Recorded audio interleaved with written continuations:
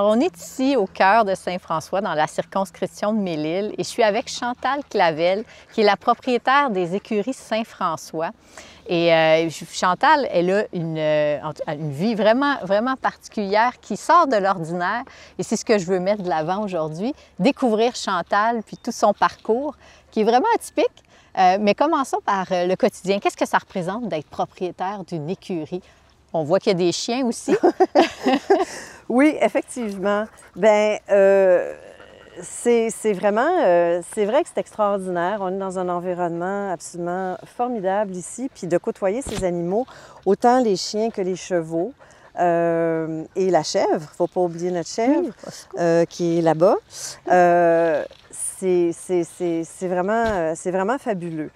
Ceci étant, la réalité nous rattrape parce que comme propriétaire, évidemment, moi, je vais m'occuper du développement de l'entreprise, de la promotion de l'entreprise, la relation avec les clients également. Au niveau de la gestion, c'est quand même beaucoup d'heures de travail. Alors, je ne passe pas autant d'heures à l'extérieur et autant d'heures avec les animaux que les gens pensent. Mais je trouve le moyen d'en profiter, néanmoins. Et puis, quand j'ai une chance, là, justement, de sortir et puis de côtoyer les animaux, je le fais. Évidemment, il y a un autre à côté, bien, je monte à cheval. Oui. Je suis cavalière depuis 50 ans, presque 50 ans. Alors, c'est sûr que le fait de monter à cheval, je m'entraîne moins que je m'entraînais. Avant ça, c'était à tous les jours. Je peux monter encore quelques fois par semaine. Alors, ça aussi, ça m'apporte beaucoup de... ça m'aide justement à faire un équilibre entre le travail de bureau et puis cette belle nature là, qui nous entoure. Parle-moi de cette passion-là pour les chevaux. Elle est venue comment? Il y a 50 ans quand même? Oui. Bien, comme bien des enfants, toute petite, j'étais très attirée par les animaux. J'avais des parents qui adoraient les animaux, donc on en avait à la maison. Mais le point de départ, vraiment, ce sont les Jeux olympiques de 1976. Ça a été la révélation parce que pendant les 2 semaines des Jeux olympiques, évidemment, à tous les jours, on assistait à toutes sortes de disciplines, mais évidemment, il y avait l'équitation. Alors, on est allé à Bromont, ce qui a été absolument extraordinaire. Il y avait la reine Élisabeth qui était là, il y avait la princesse Anne qui était là avec son mari Mark Phillips qui compétitionnait en concours complet. C'est vrai. Puis on a eu notre merveilleux cavalier Michel Vaillancourt avec son cheval Branch County qui a gagné la médaille d'argent en individuel, qui a été la seule médaille que le Canada a gagnée d'ailleurs aussi. Alors ça a été absolument extraordinaire, ça a été une révélation. Puis ensuite de ça, au stade olympique. Quel âge à ce moment-là? J'avais 8 ans. Donc, ça a marqué oui, les débuts de ton... Absolument. Alors, ça a vraiment été une révélation de voir ces athlètes extraordinaires, des performances extraordinaires, de voir ces chevaux merveilleux. Et il ne faut pas perdre de vue que les Jeux olympiques de 1976 en équitation, c'était autant au niveau du concours complet, c'est-à-dire du cross-country et du saut d'obstacles, c'était les parcours les plus difficiles de tous les Jeux olympiques modernes qu'on avait eu jusqu'à... Et après ça, en 80, bien là, évidemment, le Canada puis les États-Unis ont boycotté, plusieurs pays avaient boycotté les Jeux de Moscou en 80.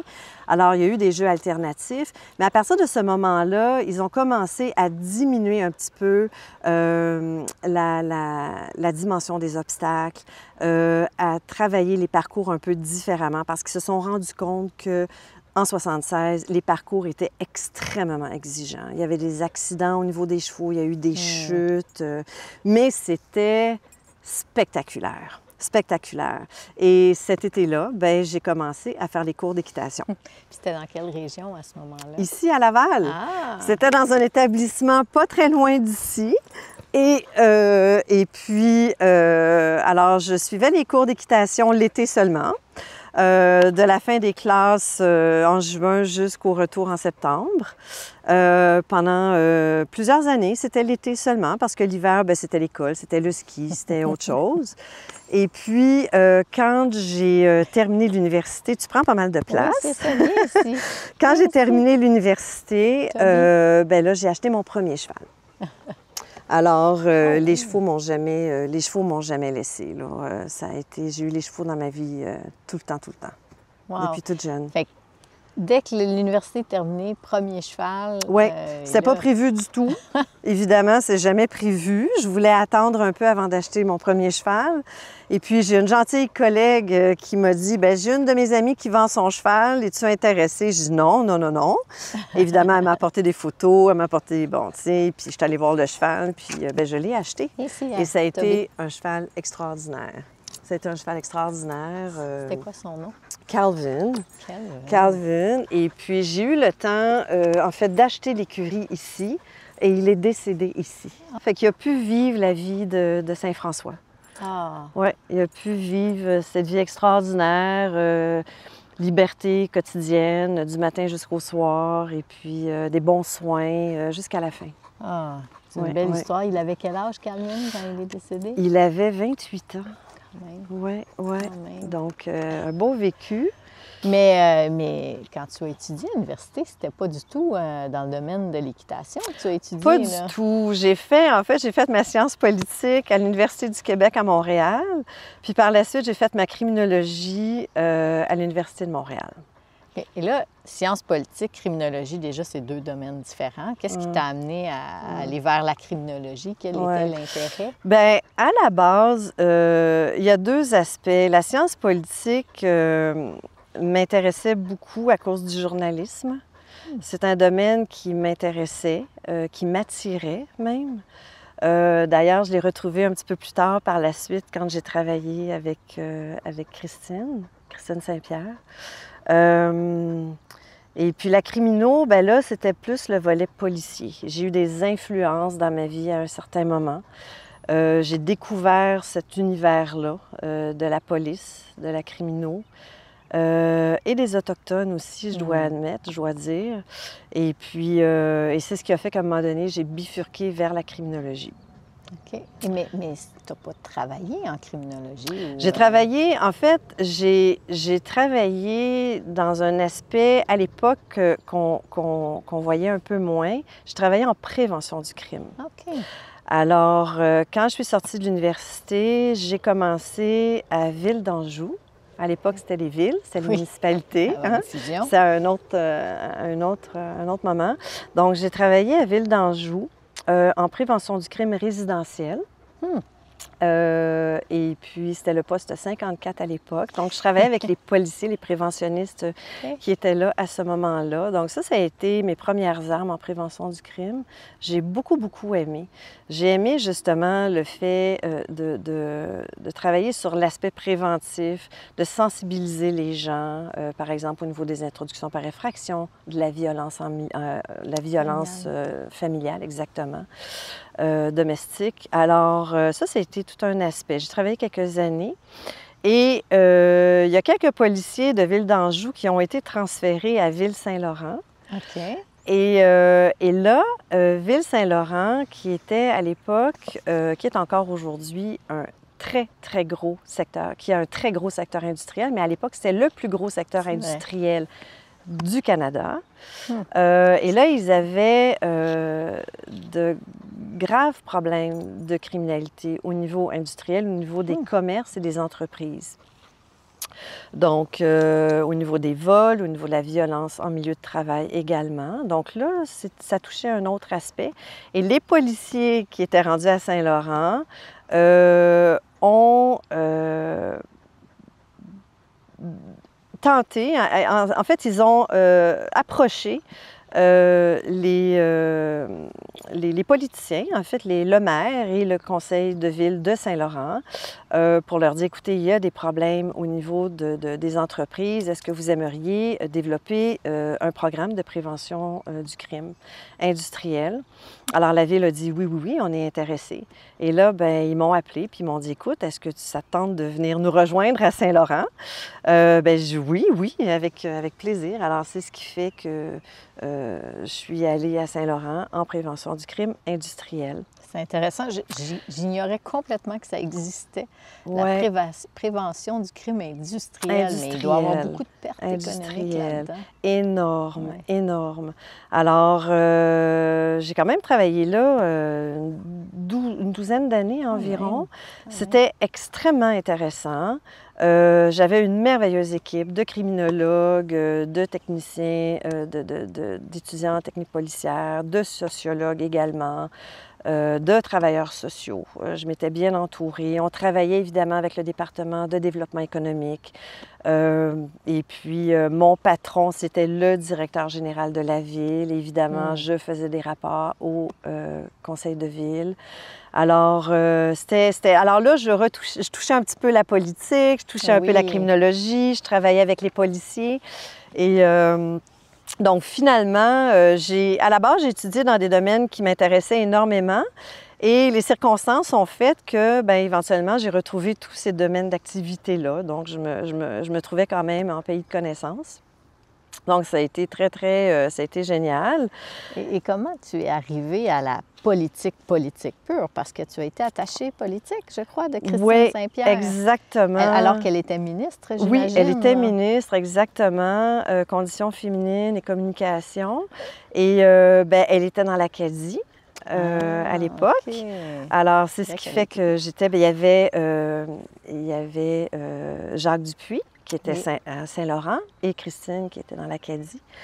Et puis, bien évidemment, il y avait différents événements politiques et j'étais là souvent avec les policiers, bon, tu sais, je représentais la ville parfois. Alors, c'est ce qui a fait que j'ai rencontré Christine. Et Christine, bien, je l'aimais déjà beaucoup. Je la suivais comme journaliste. Alors là, encore là, ça venait toucher un petit peu mon intérêt pour le journalisme.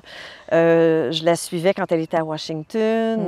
Je trouvais que c'était une femme brillante, une femme rigoureuse.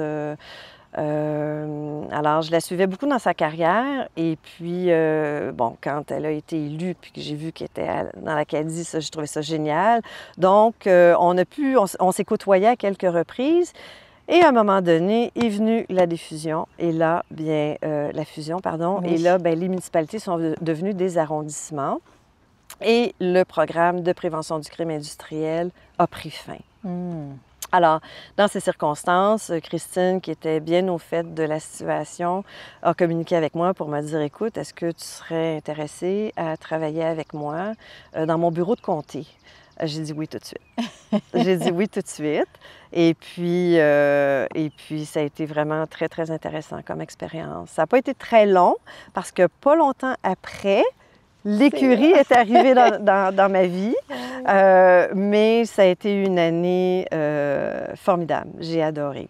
Ah ouais, j'ai adoré. Et puis, j'ai pas été déçue par la femme, par la politicienne.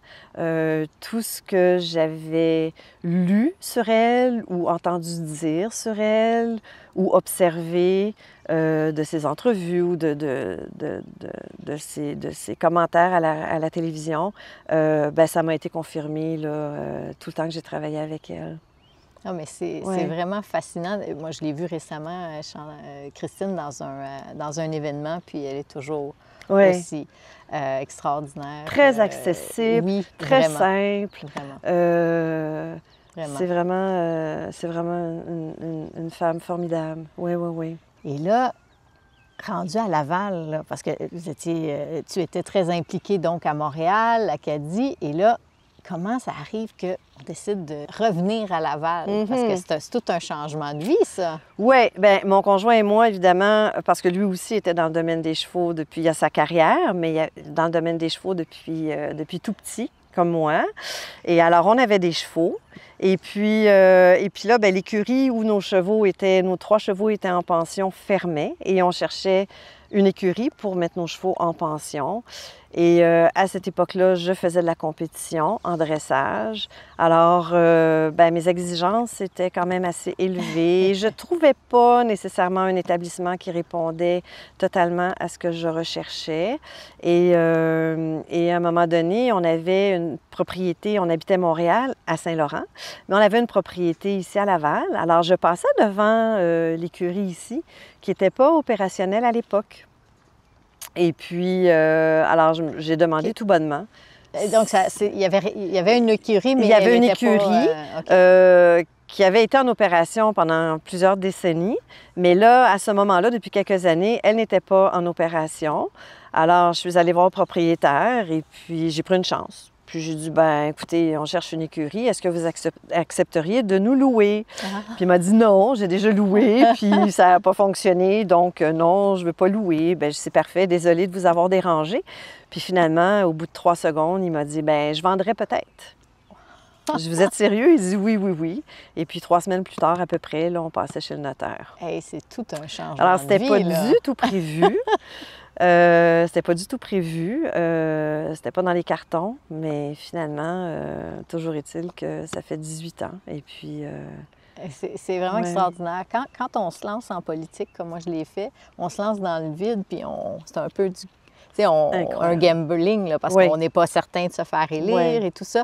Puis on met de côté bien des sécurités. C'est la même chose que tu as fait. Là, dans le fond, vous avez tous les deux mis de côté quelque chose pour se lancer dans ce projet un peu fou.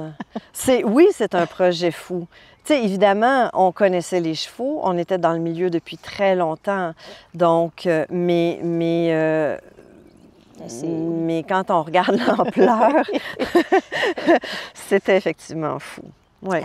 Là, comment ça se passe d'aménager ça? Parce que là, c'était pas opérationnel. Donc, vous avez dû bâtir la clientèle, j'imagine rénover. Reconstruire le bâtiment. Parce que c'est sûr qu'à l'époque, c'était une écurie western, donc de plus petits chevaux, donc beaucoup, beaucoup de box, mais plus petits.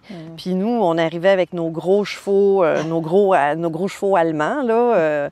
Alors, puis il y avait l'âge aussi du bâtiment. Il fallait... Salut Benji! Alors, il fallait justement renouveler un petit peu, rafraîchir un peu. Alors, la première année, on passait nos week-ends à venir ici, puis la première année, là, moi, je travaillais avec Christine. OK, vous continuez à travailler. Absolument. Puis on passait nos week-ends ici avec des employés, évidemment, à faire la construction. À construire et à construire et à construire.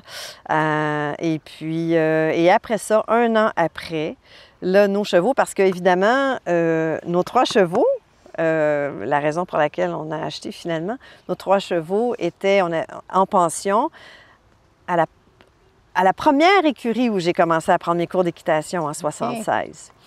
Alors, mais là, j'ai informé le propriétaire là, que... Ah, il commence à pleuvoir! Oui, c'est ça. J'ai informé le propriétaire là, que j'avais acheté, puis 1 an plus tard, on allait amener les chevaux ici. Alors, ça a été toute une aventure. Ça l'est encore. Ça l'est encore. Là, ça fait maintenant 18 ans. 18 ans. Donc, on voit là, tout mais à l'époque, ça devait être quelque chose de C'était excitant. C'était grisant, un petit peu insécurisant en même temps, parce qu'on ne savait pas trop, on savait dans quoi on s'embarquait, mais pas vraiment. Financièrement, c'était quelque chose de gros aussi, il ne faut pas négliger ça. Donc, par contre, à cette époque-là, il y a 18-20 ans, le milieu des chevaux était plus populaire qu'il l'est maintenant. Il était moins qu'il y a 30 ans auparavant, mais il était quand même un peu plus populaire qu'il l'est maintenant. Il y avait plus de chevaux, il y avait plus d'écuries, plus de cavaliers. Alors, au début, même au début, à l'époque, notre intention n'était pas nécessairement de donner des cours d'équitation, ni d'entraîner des cavaliers, ni d'entraîner des chevaux. C'était juste pour avoir une place à nous avec nos chevaux. Mais bon, certaines personnes, certains cavaliers me voyaient en compétition. Puis il y en a qui ont commencé à m'approcher et à me dire, écoute, j'aimerais ça que tu m'entraînes, me donnerais-tu des cours? Ou encore les gens qui passaient devant la rue arrêtaient pour dire, bien, est-ce que vous donnez des cours? Mes enfants seraient intéressés. Puis moi, bien, je référais aux autres écuries. Je disais, non, on n'en donne pas, allez ailleurs, allez à telle écurie, à telle... Puis moi, je référais les clients partout. Puis à un moment donné, je me suis dit, bien, ce serait peut-être bien qu'on garde les gens chez nous, puis qu'on commence à développer l'entreprise en tant que telle. Alors, dans le fond, là, il faut juste saisir les opportunités. C'est ça. C'est juste ça. T'sais, il faut, à un moment donné, avoir cette espèce d'ouverture, puis dire, bien, écoute, ça commence à... être capable d'observer un petit peu les phénomènes, être capable d'observer les mouvements, puis dire, oh, il commence à avoir de la répétition, là. Peut-être que ce serait intéressant, là. C'est peut-être qu'il faudrait commencer à saisir, là, puis à développer. Alors, puis à chaque fois, c'est ça qu'on a fait. Alors, ça a fait en sorte qu'on a eu beaucoup de chevaux, beaucoup de cavaliers entraînés, beaucoup de chevaux entraînés. On a fait de la compétition, on a amené quelques élèves en concours. Et puis voilà, ça s'est développé jusqu'à la pension pour les chiens il y a une dizaine d'années. Oui, c'est ça. Ça fait 10 ans que vous avez des chiens. Ça fait une dizaine d'années, oui. Moi, je dois dire que ma Molly est venue ici. Oui. C'était pendant la pandémie. Il n'y avait pas possibilité de socialiser vraiment avec les autres chiens. Donc, elle a passé de très beaux séjours ici. Oui. On le voit comment ils sont bien, là. Ils sont bien, absolument. Ils sont dehors, ils courent. Oui. Ils vivent leur vie de chien. Les gens, tout le monde a un chien pour des raisons très, très, très personnelles. Mais on a tous tendance à les humaniser un peu. C'est normal. Mais quand ils arrivent ici, bien, ils retrouvent un petit peu leur instinct de chien. Ils n'ont aucune contrainte ici. On ne va jamais les réprimander. Ils sont entourés des chevaux aussi. Oui. Alors, quand ils arrivent ici, ben c'est ça, ils ont la magie opère. Et puis... Mais comment est venu cet intérêt-là pour les chiens? Est-ce que c'était... écoute, je vais te faire rire. Je vais te faire rire, vraiment. Nous, on a toujours eu des bergers allemands. Moi, c'est une race que j'affectionne particulièrement. D'ailleurs, je les sauverais tous. Il y en a un là, qui est par oui. là-bas. Je les sauverais tous, je les aime tous, mais comme chien de travail, le berger allemand, c'est un chien que j'adore et qui a de multiples qualités. Et à un moment donné, encore là, ce sont des gens qu'on connaissait qui nous ont demandé si on pouvait garder leur chien. Je dis, ouais, si ça peut vous dépanner, je vais vous garder des chiens. C'est correct, on va garder votre chien. Alors, on a gardé une couple de chiens, puis, on a vraiment aimé ça. Et parallèlement à ça, nos chevaux commençaient à prendre de l'âge. Pendant 10 ans, j'ai dit à tout le monde que mes chevaux avaient 10 ans. Mais à un moment donné, les chevaux ont vieilli. Alors, mes chevaux commençaient à prendre de l'âge, ont commencé à donner moins de cours d'équitation. Là, j'ai arrêté de faire la compétition, donc à entraîner moins de chevaux, à entraîner moins de cavaliers. Et puis, j'ai beaucoup apprécié garder les chiens. Alors, j'en ai parlé avec mon conjoint. Regarde, il y a mon Dieu, un héron. Un magnifique héron qui passe au-dessus de notre tête. Très beau. Alors j'en ai parlé avec mon conjoint. J'écoute, j'aimerais peut-être pas ça commencer à garder des chiens. Bien, dis, garde, tant qu'à le faire, fais-le.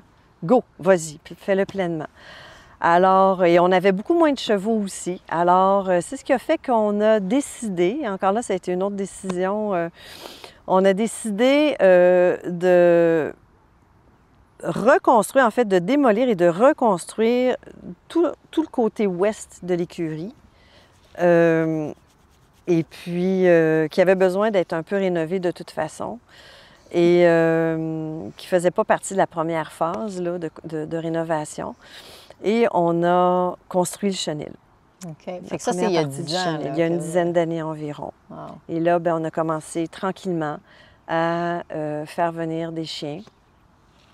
et puis à faire la publicité. Alors au début, c'était 2 après-midi de garderie. On a commencé comme ça. Et après ça, on a rajouté quelques après-midi de garderie. Et après ça, c'était la pension. Et là, il a commencé à avoir un engouement. Évidemment, avec cet environnement extraordinaire, les gens ont commencé à apprécier que leur chien soit dans un, en liberté toute la journée, bon, dans un environnement très, très champêtre, très naturel. Et puis là, depuis quelques années, bien évidemment, on a fait nos classes. Hein. On a pris des cours et puis de vivre avec les chiens au quotidien, 10 heures par jour. On a fait beaucoup, beaucoup d'observations. Je me suis entourée de gens brillants qui ont cette passion des animaux, qui ont cette passion des chiens. Alors, à force d'observer, à force de vivre avec eux autres, bien là, on a commencé à développer des expertises. Et là, c'est ce qui fait que maintenant, on est en mesure de proposer, que ce soit des séances d'entraînement, que ce soit de la socialisation, que ce soit de la réhabilitation. Oui. On a beaucoup de nos clients aussi qui ont adopté au fil des années des chiens qui étaient issus de refuges internationaux. C'est mon cas. C'est ton cas, hein, Oui. Virginie. Alors, des chiens qui ont vécu des traumatismes. Oui. Par exemple, on a des chiens qui sont nés sous les bombardements en Ukraine. On a une chienne qui a été tirée à bout portant au Liban. On avait une chienne dernièrement qui a été en pension avec nous qui venait de la Roumanie. Beaucoup de chiens qui viennent du sud, du Chili, des Nordiques aussi. Alors, il y en a qui se font tirer à bout portant là-bas. Donc, il y a des organismes qui adoptent ces chiens-là, qui les ramènent dans le sud, dans le but de leur trouver des familles. Alors, ces familles-là qui adoptent ces chiens, bien, viennent nous voir, puis nous écoutent. Mon chien a eu tel traumatisme. Alors, on accueille ces chiens-là, on les travaille dans le cadre de garderie éducative ou de pension éducative, puis on leur donne une deuxième vie. C'est extraordinaire de voir le cheminement puis la transformation des chiens. Avant l'entrevue d'ailleurs, hein, je t'en parlais, en l'espace de quelques heures des fois, on voit des chiens qui se transforment sous nos yeux. Des chiens qui arrivent ici, qui sont apeurés, qui sont dans le fond de leur enclos. On n'est même pas capable de les sortir de leur enclos. Mais avec du temps, avec de la patience, avec énormément de respect, tranquillement, doucement, il y a une relation de confiance qui s'établit avec l'animal. Et là, doucement, on arrive à mettre une laisse autour de leur cou, les sortir, les attirer doucement. Et à un moment donné, on les amène à l'extérieur, on les amène dans le manège, on leur fait visiter l'environnement, ils sentent, ils s'adaptent tout doucement. Et dans les heures, et dans les jours, et dans les semaines et les mois qui suivent, après ça, ces chiens-là peuvent être en liberté, en meute, et vivre une vie presque normale. Alors, c'est absolument extraordinaire. C'est extraordinaire, là, tu sais, de pouvoir donner à ces chiens et aux familles aussi. Oui. Parce qu'il y a des familles qui vivent un peu l'enfer, là, avec certains chiens, là. C'est pas... Oui, l'adaptation est ben pas, oui, pas ben facile. Oui, exactement. On n'a pas l'historique, on ne sait pas d'où vient notre animal. Exactement, c'est ça. On n'est pas capable de savoir son âge exact à mon chien parce que, ben, on pensait qu'il avait un certain âge, mais finalement, il a doublé en grosseur. Finalement, on se dit peut-être qu'il était plus jeune. Ça a été le cas, hein, de Molly. C'est ça. Non, nous, c'est pas Molly, c'est Tigua. Excuse-moi. Tigua, il vient d'Antigua. Antigua, c'est vrai. Antigua. Mais Tigua n'est pas venu ici parce que, tu sais, c'était un moment qui était quand même, c'est ça, beaucoup d'adaptation, puis juste adaptation à la maison, là, c'était une étape. Et par la suite, j'étais députée, puis le temps me manque pour gérer ça. Mais c'est vraiment, moi, pour Molly, qui était pas, tu sais, qui n'avait pas été socialisée, là, ça a été un environnement extraordinaire de venir ici avec d'autres chiens. Et de voir les chevaux. De voir les chevaux, puis eux contribuent énormément. Tu sais, on évalue à peu près en moyenne 60% du cerveau chez le chien qui est relié à l'odorat, en moyenne, quelle que soit la race, quelle que soit la grosseur. Alors, quand les chiens arrivent ici, dans cet environnement, avec une multitude d'odeurs. Évidemment, il y a les odeurs domestiques, mais les odeurs aussi qui viennent par le vent et tout ça. C'est des milliers d'odeurs. Mais eux contribue énormément. Les chiens arrivent, ils sont impressionnés, ils sont intrigués. Il y a toute la nomenclature des bergers, là, tous les chiens de travail. Là, quand ils aperçoivent les chevaux, eux autres se mettent dans un mode travail. Ils veulent réunir le troupeau.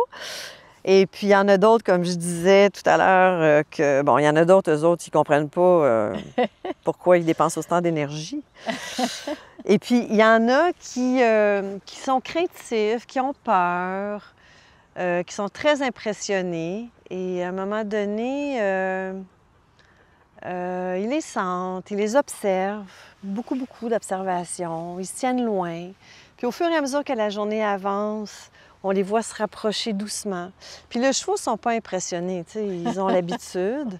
Alors, à un moment donné, on voit les chevaux qui s'approchent, puis souvent, ils vont venir même brouter l'herbe qui est juste au pied de tout près de la clôture.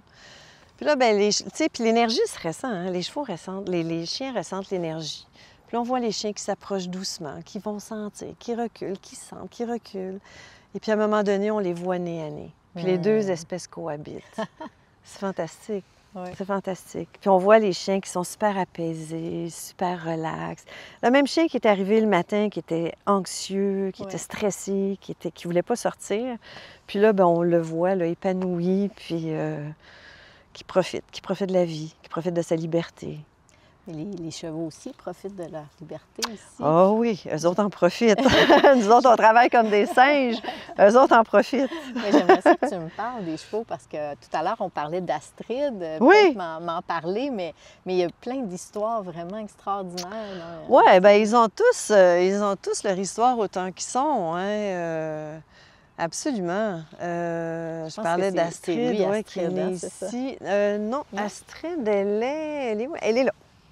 C'est la grande baie qui est là, avec la queue noire. Ça, c'est Astrid. Elle est née ici. Non, lui qui a pris sa retraite. Notre doyen, Hagrid. Hagrid, c'est moi qui s'est trompée de nom. Oui. Donc, Hagrid. Hagrid, qui a 35 ans. C'est ça. 35 ans, il a pris sa retraite au mois de janvier. Alors, en décembre encore, il donnait un cours par semaine à une petite fille de 8 ans. Donc, il faisait juste du pas, quelques foulées de trot. T'en viens? Quelques foulées de trot. Et puis, mais là, en janvier, on s'est dit que c'était suffisant. Il avait donné assez, là. Alors, on l'a mis à la retraite, mais il fait une très belle vie, là. Tu sais, le matin, on rouvre les portes et puis il suit ses congénères, puis il passe la journée comme ça. Puis l'hiver, évidemment, on leur met des grosses couvertures. L'hiver, on les sort un petit peu moins, là, un petit peu moins longtemps. Quelques heures quand même, on leur met chacun leur grosse couverte. Alors, ils sont à l'extérieur. Puis les chevaux adorent la neige. Les chevaux adorent la neige. Ils se roulent dans la neige, là, ils courent dans la neige. Là. C'est de toute beauté de les voir. Fait que ça, c'est notre doyen. On a, Et lui, il est arrivé quand ici? Ah, lui, c'est un des premiers. C'est ça. Oui, lui puis Harry, le petit palomino qui est là-bas, ce sont les deux premiers chevaux d'école qu'on a achetés. Je pense en 2018. Dans ce coin-là. Oui. Ce sont les deux premiers qui sont arrivés ici, aux petits chevaux d'école. Puis quand ils sont arrivés ici, je peux en parler parce que c'est une école qui n'existe plus. Elle a fermé pendant la pandémie. Mais quand ces chevaux-là sont arrivés ici, ils avaient des plaies de cravache et d'éperon. Oui. Parce que dans beaucoup d'écoles d'équitation, la façon de faire avancer les élèves, de faire avancer les chevaux, c'est de leur mettre des éperons et de leur donner une cravache. Alors, voilà. Ils ont encore un peu les cicatrices, là, mais donc...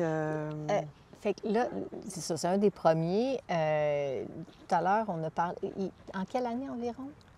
Je pense qu'on a acheté en 2017. 2017? À peu près.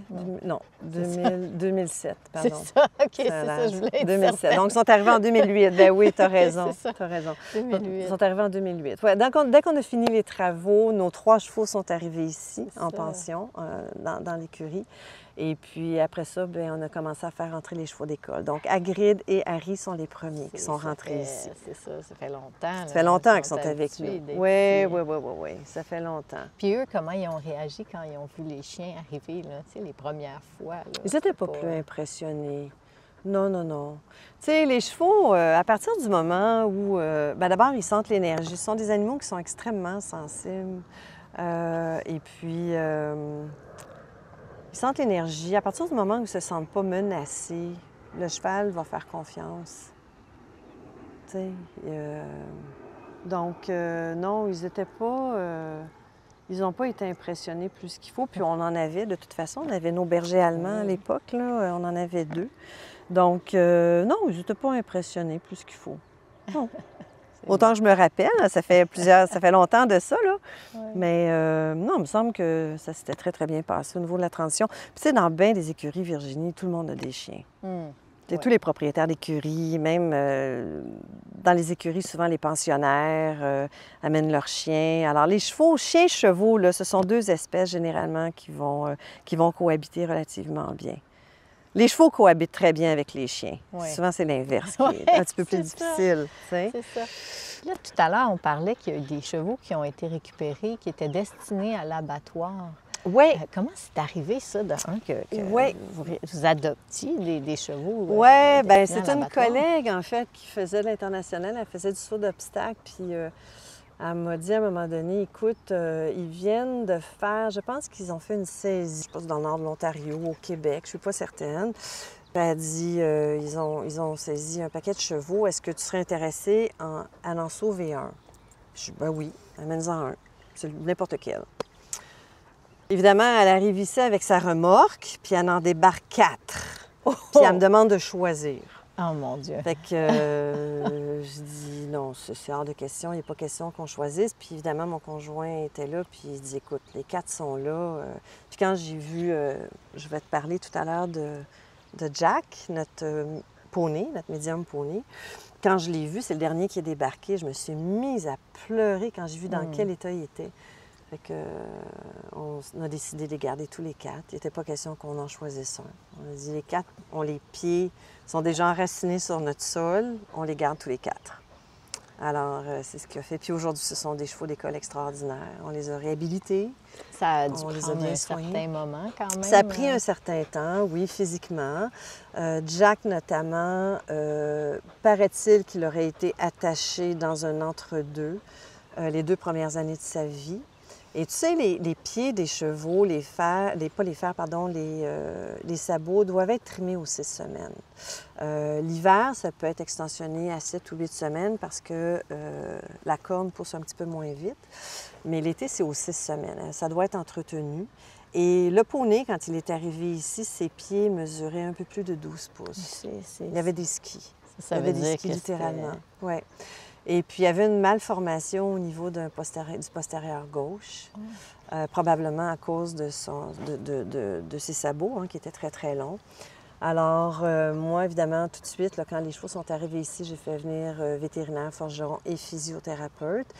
Mais Jack, j'ai dû lui donner 3 douches avant que le vétérinaire l'examine. J'avais jamais senti un cheval aussi mauvais que ça. Oh, alors, je ne sais pas dans quel environnement il était, mais c'était atroce. C'était atroce. Alors, mais aujourd'hui, c'est un vrai schnappant. Il fait une belle vie, puis dès qu'il a la chance de prendre la poudre d'escampette puis d'aller manger le foin chez le voisin, il le fait. Les premières années, mon voisin m'appelait, il dit « Bon, ton poney est rendu chez nous. OK, je vais aller le chercher. » Donc, mais il est adorable. C'est un merveilleux poney. Il est vraiment, vraiment chouette.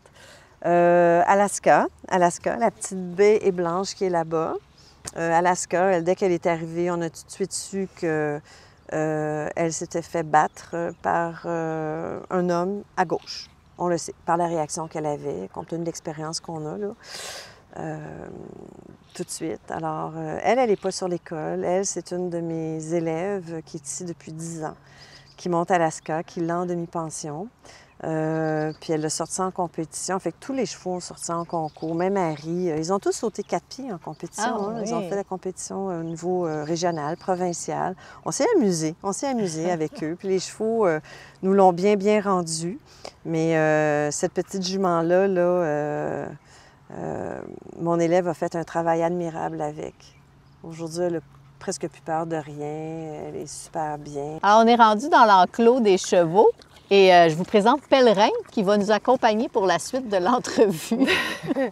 Il est très gourmand, Pèlerin. Chantal, la terre ici, là, cette année, c'est le 60e de la ville de Laval, mais la terre ici est bien plus ancienne que la ville. Elle est ancienne, oui. La terre, en fait, a été dans la même famille depuis 1898. 1898 et elle est passée de génération en génération. Et nous, on a acheté justement d'un des frères qui a hérité. Et un autre frère habite à côté, et le voisin et l'ancien propriétaire habitent en face. Alors, ils sont encore dans le giron. Donc, la même famille que la même famille, là. Exactement. Puis c'était fascinant parce que quand on est passé chez le notaire, quand on lit les documents notariés, les tout premiers documents, on en a des copies. Et c'était manuscrit. Et là, c'était par exemple, je cède une parcelle du terrain à mon neveu en l'échange de 3 poules, 2 cochons. C'est extraordinaire. On lit ça là, presque comme un roman. Là. C'est fascinant. Hein?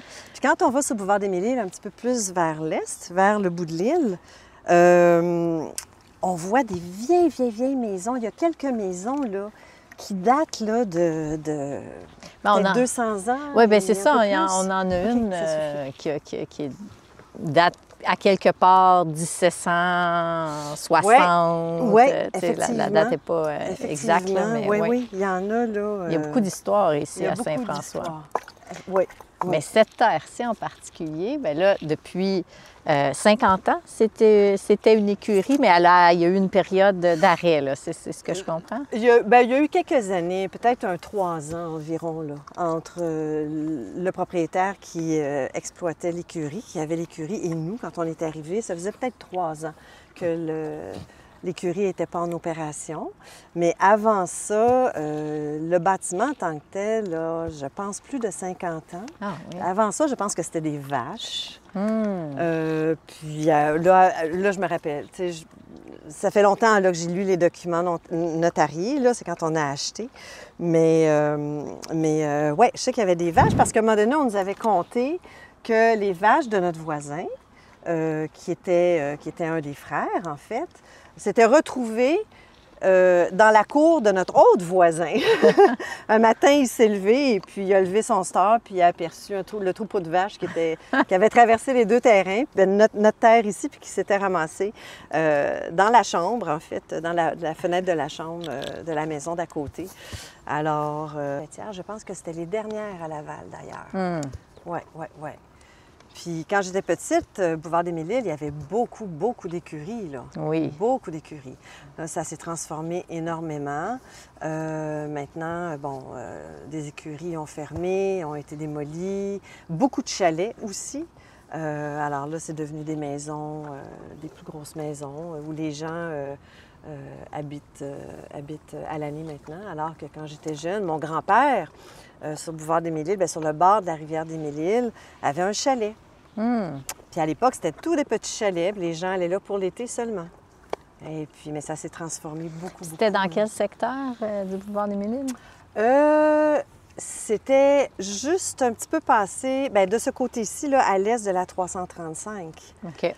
Donc, c'est pas très loin. Okay, donc, proche de l'île aux Vaches. Oui, dans ce coin-là. Okay. Exactement. Exactement, dans ce coin-là. Donc, ça fait longtemps que le lien est avec Laval. Là. Ah oui! La famille. La famille, ah oui, tout à fait. Oui, j'ai un attachement particulier avec Laval. Oui. Et là, maintenant, c'est plus qu'un attachement. C'est plus qu'un attachement. C'est un enracinement. Oui, tout à fait. Tu as tellement raison. Puis, tu sais, ce qui est merveilleux, c'est qu'on est à la campagne. C'est à peine à quelques minutes de Montréal. On est collé sur les autoroutes, sur les voies rapides, que ce soit la 640, la 440, la 15, tout ça. Les Laurentides, les merveilleuses Laurentides, les belles montagnes du Nord. Alors, Oui, c'est c'est un ça. site extraordinaire. Tu sais, ça paraît pas, là, on est sorti de l'autoroute, puis c'était 2 minutes, on était rendu. Donc, Ouais, tu sais, on est dans ce paysage champêtre-là, si près de la ville. C'est ce qui était extraordinaire Effectivement. à Laval. Oui, oui. Les gens souvent pensent que c'est des centres d'achat, Laval, Oui! seulement, alors que c'est 30 du territoire qui est agricole. Qui est agricole. C'est Voilà. ça. Qui est agricole, oui, C'est oui, ça. c'est vrai, hein? Beaucoup de gens oui, beaucoup de gens de la grande ville, là, de Montréal, soupçonnent pas, là, tout ce qu'il y a ici, là. Alors, merci beaucoup, Chantal, pour cette incursion dans le monde de l'écurie, mais aussi pour m'avoir fait connaître ton histoire, parce que c'est vraiment un parcours extraordinaire. En tout cas, moi, je trouve ça merveilleux de travailler comme ça avec les chevaux. Puis j'espère sincèrement que ça va continuer, que les jeunes vont se réintéresser, ou en tout cas continuer à s'intéresser à ce sport-là. Ma fille a fait un camp d'équitation l'été passé, puis sincèrement, c'était extraordinaire, puis j'espère que les jeunes vont redécouvrir ici, puis tout ce sport-là, parce que c'est vraiment magnifique. Tu es très gentil. Merci beaucoup. C'est moi qui te remercie de nous avoir donné cette opportunité extraordinaire de faire connaître les écuries, Saint-François, la pension canine, puis cet environnement qui est à Laval. C'est fabuleux. Alors, merci à toi. C'est vraiment un honneur et un privilège de t'avoir accueilli ici. Mais merci beaucoup. Merci.